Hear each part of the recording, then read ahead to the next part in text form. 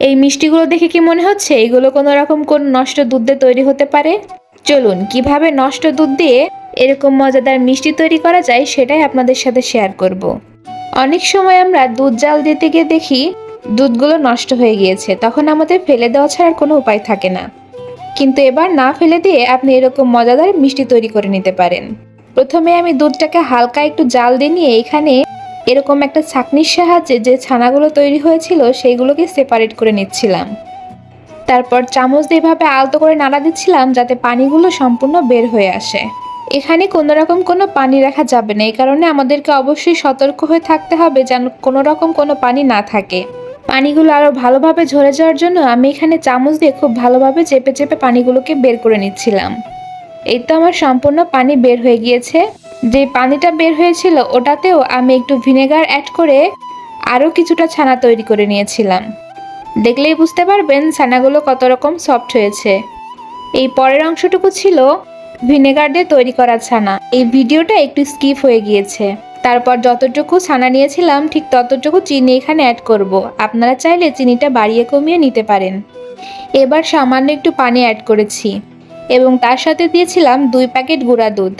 আপনারা যদি এখানে লিকুইড দুধ ব্যবহার করতে চান তাহলে কোনো রকম পানি ব্যবহার করার প্রয়োজন নেই। তারপর আমি একটা চামচের সাহায্যে খুব ভালো মতো এগুলোকে মিক্স করে নেব।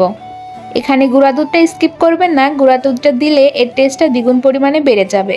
এই মাখামাখির কাজটাও একটু সময় নিয়ে করতে হবে যেন চিনিগুলো গলে যায় এবং সম্পূর্ণ জায়গায় চিনিগুলো পৌঁছাতে পারে।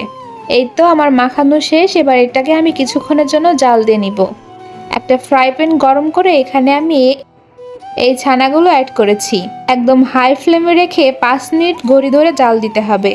ঠিক ততক্ষণ জাল দিতে হবে যতক্ষণ না এর পানিটা সম্পূর্ণ শুকিয়ে আছে, কারণ জাল দেওয়ার সাথে সাথে চিনিগুলো কিন্তু গলতে শুরু করবে। জাল দিতে দিতে এই ছানাগুলোকে একদম আঠালোভাবে তৈরি করে নিতে হবে। হাত দিয়ে চেক করার পর যখন বুঝবো এটা আঠালো হয়ে গিয়েছে তখন এটা আমরা চুলা থেকে নামিয়ে নিব। দেখুন আমার টেক্সচারটা দেখলেই আপনারা বুঝতে পারবেন কতটুকু পানি শুকিয়ে নিতে হবে। মিষ্টি তৈরি করার জন্য ছানার ডোটা কিন্তু আমার একদম তৈরি হয়ে গিয়েছে। এবার আমি একটা প্লেটে খুব সুন্দরভাবে কিছুটা তেল ব্রাশ করে নিয়েছি। তারপর এখানে একটু করে ছানা নিচ্ছিলাম আর রাউন্ড শেপ করে দিয়েছিলাম। আপনারা চাইলে যে কোনো শেপ এখানে দিতে পারেন। এরপর আমি একে একে সবগুলো মিষ্টি তৈরি করে নিব। এই তো আমার এখানে মিষ্টিগুলো তৈরি করা কিন্তু একদম কমপ্লিট হয়ে গিয়েছে। এবার একটু ডেকোরেশন করে নিচ্ছিলাম।